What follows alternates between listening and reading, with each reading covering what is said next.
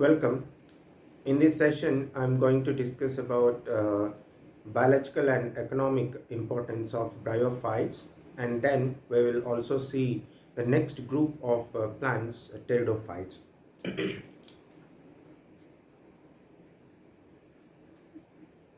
Biological and economic importance of bryophytes. So here, bryophytes actually have a very less economic importance, right? Let's see some species of bryophytes. So they are used as food for. They are used as food for herbaceous mammals. Used as food for herbaceous mammals and for birds and also for other animals. So some species of bryophytes are used as food for these herbaceous mammals. Then there are other species like the sphagnum. So species of sphagnum. So this is called peat moss. Sphagnum is called peat moss, and this provides peat. It provides peat. So this peat is used as fuel. So from long back onwards, we are using this peat as fuel. Okay, so this peat is fuel. Okay, the next one here, the peat not only used as fuel. So peat is also used for holding water. It is also used for holding water. So hence we use this peat for packaging some live materials, and of course for transportation, like for example prawns that have been catched in one area have to be transported to another area, and they should be in fresh conditions. So hence what they do is they pack with this peat material. For this purpose, it is used for packaging and transportation of living materials. Even we can consider fishes or some other living organisms in a fresh condition. If they have to be transported from one place to another place, they can be packed with peat. The next one here, the mosses and lichens. So these mosses and lichens, of course lichens we don't include under bryophytes, especially these lichens. So these mosses and lichens have great ecological importance. Otherwise I'll just remove. So mosses have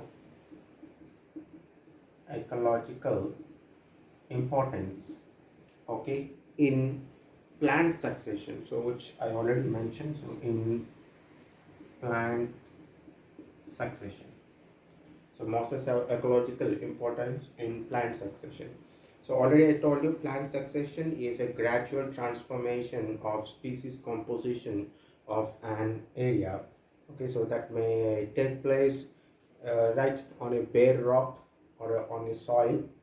So these mosses play an important role in plant succession. Say suppose on bare rock, they are going to decompose that rock and result in formation of soil in course of time, and the formed soil will help in supporting the growth of higher plants.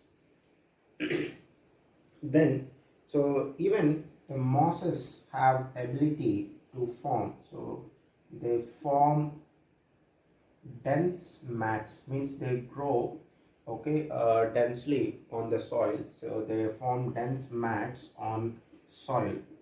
So when they form dense mats on the soil, so just like we see how the grass grows, okay, over several square kilometers, if so, then if there is flooding, okay, so the soil erosion can be prevented. So they form dense mats. So here the mosses, of course, they are not like grasses, they are different.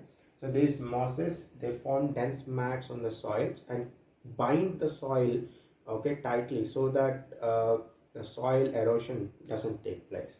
So they form dense mats on soil, and this prevents soil erosion. That prevents soil erosion. Okay, so that's all about the biological and economic importance of bryophytes. So let's see the next group of plants.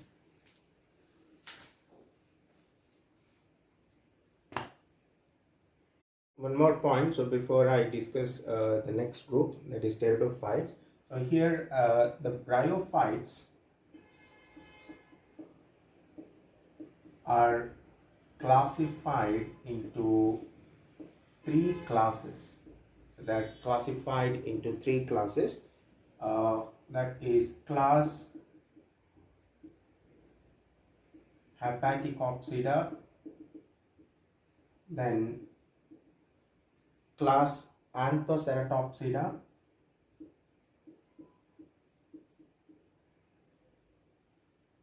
and then class Bryopsida. So these are three classes: class Hepaticopsida and Anthoceratopsida, and then Bryopsida.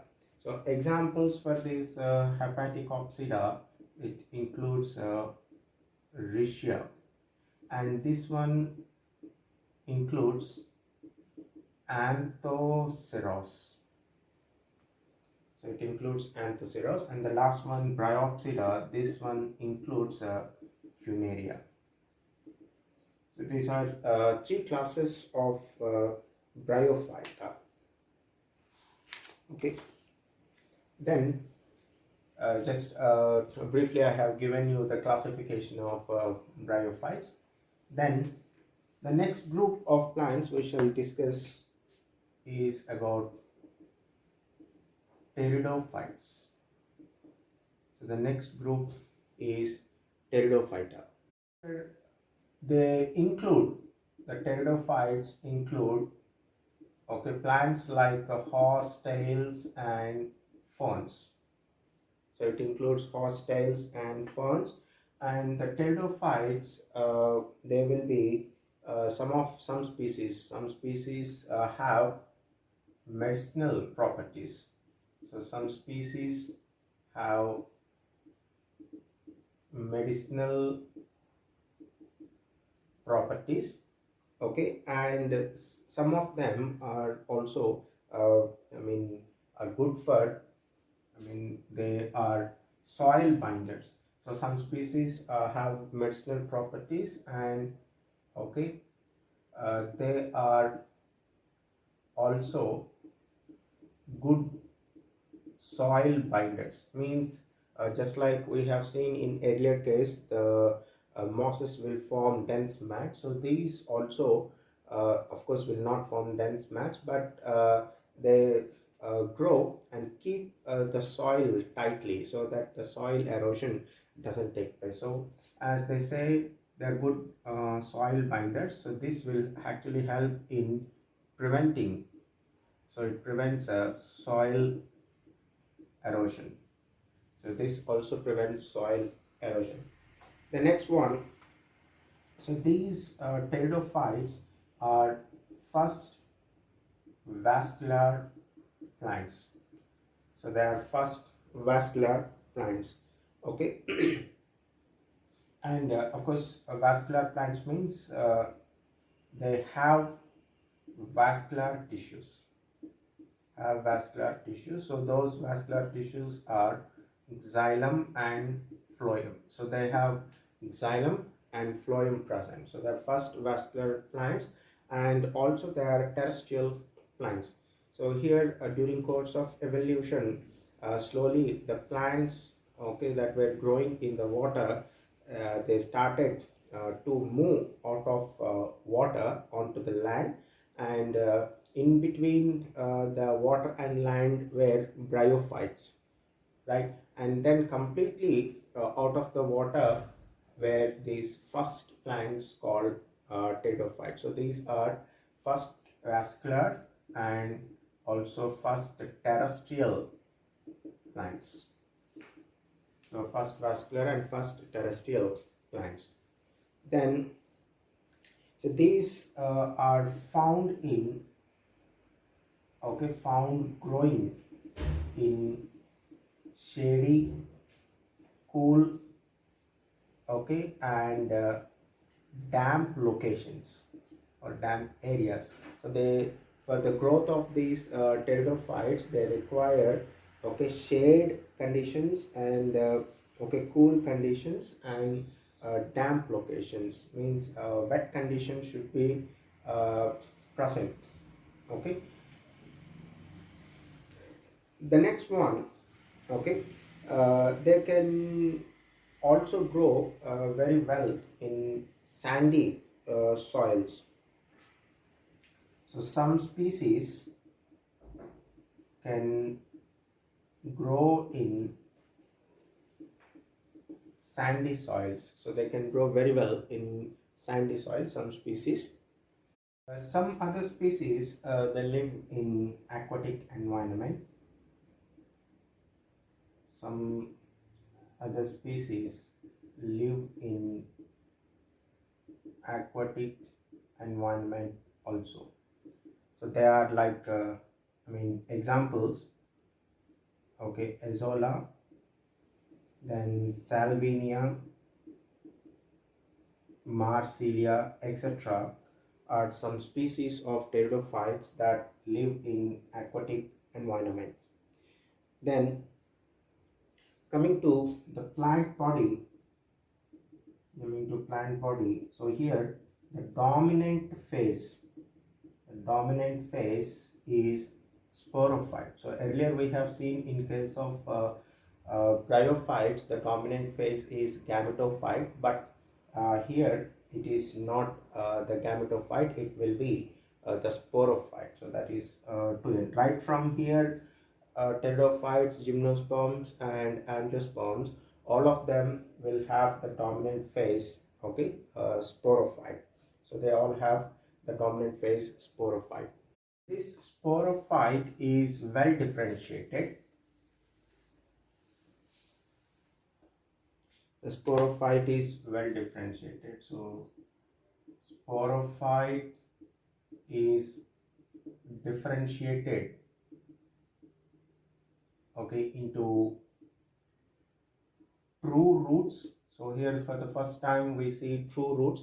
So in earlier class we have seen all their root-like, stem-like, okay, leaf-like structures. But in this case we see true leaves, okay, true roots and true stems. So true stems are present. Okay. Then all these the roots, leaves and stems, they contain or they have vascular tissues. So all of them have vascular tissues, that will be xylem and phloem. Then coming to these leaves, so in some species the leaves will be small, okay, so leaves may be small, and in some cases the leaves may be very large. So if they are small, they are called microphyls, and if the leaves are larger, they are called macrophyls. So some leaves are small, some leaves are large. So microphyls and macrophyls. Here, these microphyls we can see in case of Selaginella. Okay, so Selaginella have smaller leaves. Okay, and the macrophyls can be seen in case of ferns. So they are present in case of ferns, right? Then these sporophytes have sporophylls. The sporophytes have sporophylls, and these sporophylls are actually the sporangia bearing leaves. So they are sporangia bearing leaves. Okay, so here it is.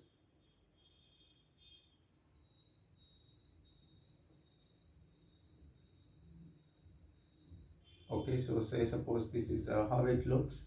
The leaf, of course, in some cases, what happened is the leaves have arranged, okay, in a particular fashion and resulted in the formation of strobili. Okay, so here, so these are the sporophylls. So they are sporophylls, and present on the sporophylls are, okay, so structures like this we can see. So these are actually called sori, so which is a collection of sporangia. So the sporangia bearing leaves are called sporophylls. Okay, and these sporophylls, I told you the sporophylls can arrange in a particular fashion. So these sporophylls, okay, together, uh, the sporophylls together form a compact structures. So together they can form a compact structure, and these compact structures are called strobili or cones. So here, of course, a singular strobilus.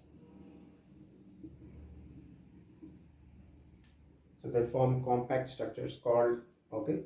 So the compact structure will be, okay, so looking somewhat like this, and have, okay, so in this way we'll be seeing,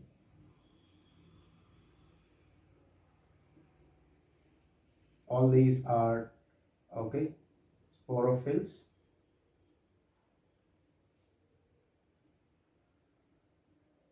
Okay, so this is a strobilus, a cone formation is seen.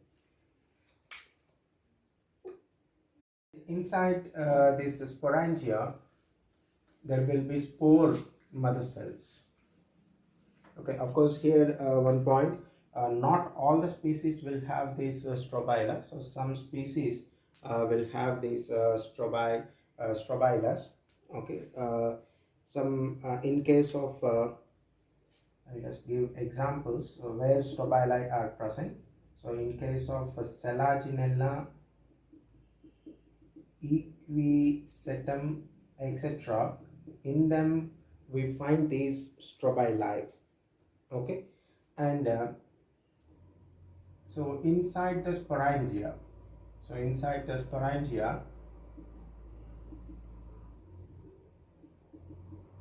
there are certain cells called spore mother cells. So sporangia have spore mother cells. So here these are all produced on sporophyte, and we know a sporophyte will be diploid. Sporophyte is diploid. Okay, so the spore mother cells will be also diploid, and these spore mother cells will undergo meiosis and result in the formation of spores, which will be haploid. Okay, so these haploid spores, the haploid spores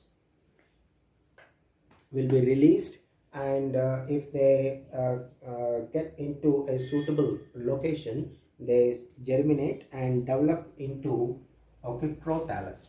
So the spores germinate and develop into prothallus. Okay, so this prothallus is, so this is free living, okay, mostly photosynthetic, which means it will perform photosynthesis. Mostly it have chloroplast and capable of performing photosynthesis, free living, okay, photosynthetic, and it is multicellular, okay, thalloid structure. So multicellular thalloid structure. So we don't find okay, stems, leaves, and other structures. So hence I mentioned here it's a thalloid structure. So it's a free living, okay, mostly photosynthetic, multicellular, okay, thalloid structure. And of course, this prothallus will be the gametophyte. So the gametophyte. So gametophytes, we know they are haploid. So spores on germination, they give rise to this prothallus. Okay, and they are free living, mostly photosynthetic, multicellular, and thalloid structures. Okay, then these prothalluses, they require, okay, so for the growth of these prothalli, okay, so growth of prothalli requires cool, okay, damp and shady locations. So it requires cool, damp and shady locations. So for this requirement of cool, okay, damp and shady locations, and also for water for fertilization. So here the prothallus requires these conditions, and okay, also and also require water for fertilization. So for these two reasons, the spread or the distribution of pteridophytes is limited. Okay, so I'll just mention, so distribution of pteridophytes is limited.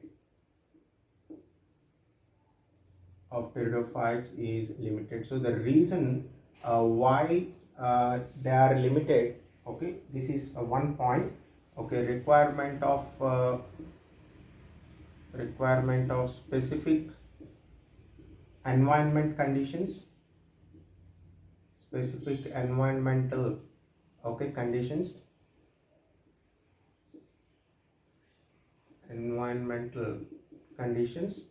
okay, so that is one point. And also requirement of water for fertilization, so these are the two things that actually limited the distribution of pteridophyta. The gametophytes bear the sex organs. The gametophytes will have sex organs.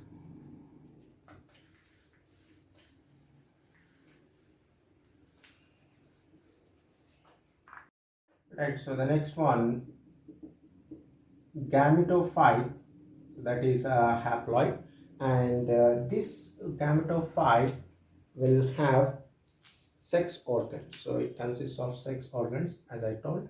So there will be male sex organs and female sex organs.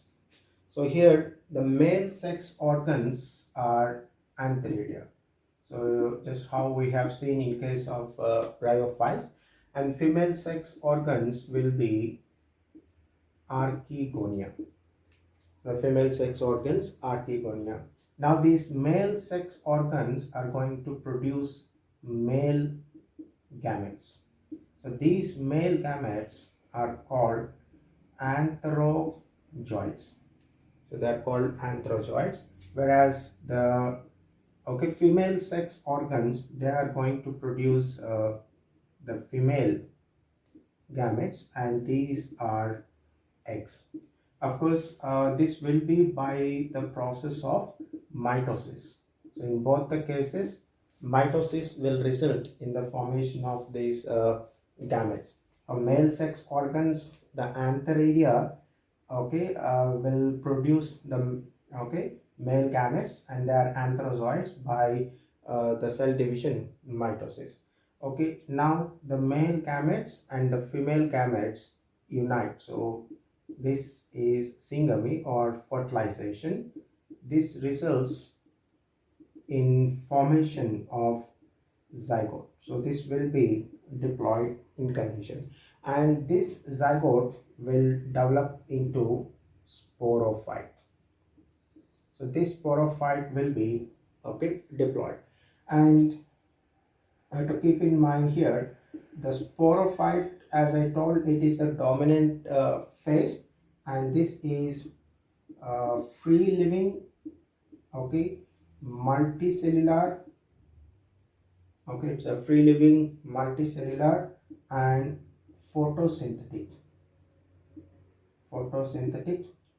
dominant phase of pteridophytes. So the next here, this sporophyte will be producing spores, and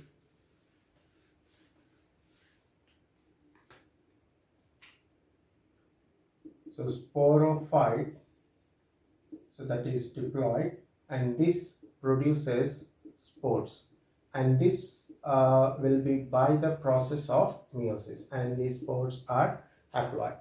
Now in case of pteridophytes, some species produce similar spores, means whatever that spores produce, all will be of similar type, there is no difference. So hence, such a condition we call it right, homosporous. So condition is called homosporous, and in some other species they produce two kinds of spores. So they produce two kinds of spores, and these are one, microspores. So these microspores will be smaller in size, and another one called macro or the megaspores. I just mentioned megaspores. So these megaspores will be larger in size. So microspores and megaspores. If that species producing two kinds of spores, right, the micro and megaspores, then the condition is called heterosporous. So the condition is heterosporous. So if there is no differentiation like micro and megaspores, then the condition is called homosporous. I'll just give an example. So in this case, equisetum. So homosporous in case of equisetum, then heterosporous, example Salvinia, and also Selaginella, so etc. are heterosporous pteridophytes. In case of homosporous, I told you that similar spores, and upon germination. So in case of homosporous, say life cycle. So in that case, so the spores will germinate into monoecious gametophytes. So mostly we will see monoecious gametophytes, okay, which means they will have both male and female sex organs. So in this case, they have both male and female sex organs. So monoecious gametophytes will have both male and female sex organs in case of homosporous life cycle. Okay, so the spores which are produced by the sporophyte on germination, on germination, they give rise to monoecious gametophyte. Okay, but in case of heterosporous, as I told you, there are two kinds of spores, microspores and megaspores. So here the microspores are the male ones and the megaspores will be the female ones. So here let's see, in case of heterosporous, okay, life cycle. So here spores, as I told, there are two types of spores. Okay, so there are micro spores and mega spores. So of course both are haploid, and upon germination the microspores will give rise to male gametophytes. So they give rise to male gametophyte, whereas the megaspores, they give rise to female gametophyte. So they give rise to female gametophyte. Okay, the microspores to male gametophyte, megaspores to female gametophyte, and the male gametophyte will bear male sex organs, and that is antheridia, and female gametophytes will bear, okay, the female sex organs, and they are archegonia. Okay, and we already know the antheridia are going to produce the male gametes, antherozoids, and archegonia are going to produce eggs. Okay, and of course their fertilization results in zygote, and the zygote again develops into sporophyte. One important point is that these female gametophytes, so the female gametophytes, of course the male gametophytes, they are released, okay, from the parent plant, but the female gametophytes will be retained on the parent plant. Okay, so the female gametophytes are retained on, okay, parent sporophyte.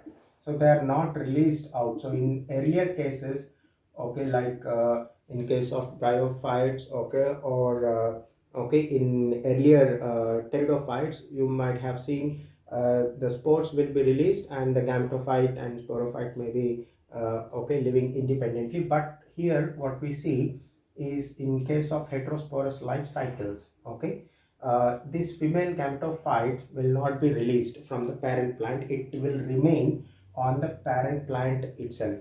Okay, so the female gametophyte is present on the parent plant itself, and the fertilization takes place on the sporophyte only.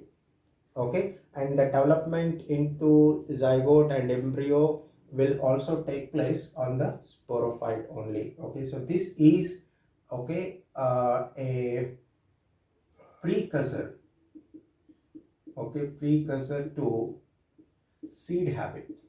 So that's what we have seen in case of angiosperms. In case of angiosperms, the embryo sac is the female gametophyte, and this female gametophyte is not released, so it will remain inside the ovule, and ovule is present inside the ovary, and that will be still attached to, okay, the tree, that is the sporophyte. Okay, so whereas the male gametophytes are pollen grains, they are released, that contain the male gametes. Okay, that for that seed habit, okay, so for the seed habit, this is a precursor. So we know the seeded plants are gymnosperms and angiosperms. Okay, and this heterosporous condition is a precursor to seed habit. That's about the characters of pteridophytes and life cycles of these pteridophytes. Next, we'll see the classification. Coming to classification, so pteridophyte is classified into four classes. So it is classified into four classes. So they are Psilopsida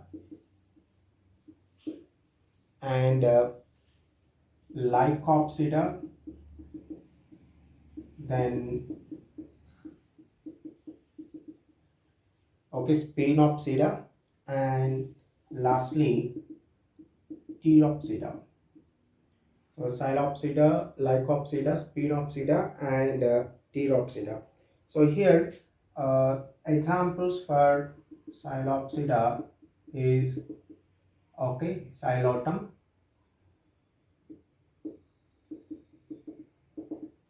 and for Lycopsida is Lycopodium,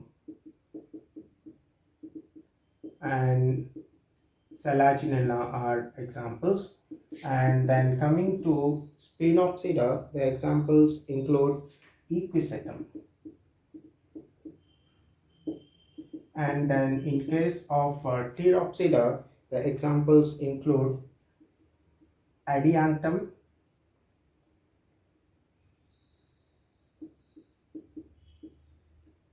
okay, so it includes Adiantum, then Pteris,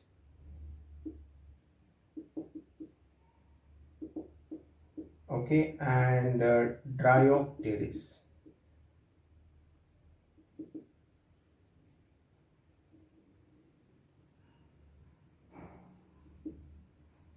Okay, so Adiantum, Pteris, Dryopteris are examples of this Pteropsida. I'll end today's session. So in the next session, we'll see about gymnosperms and angiosperms.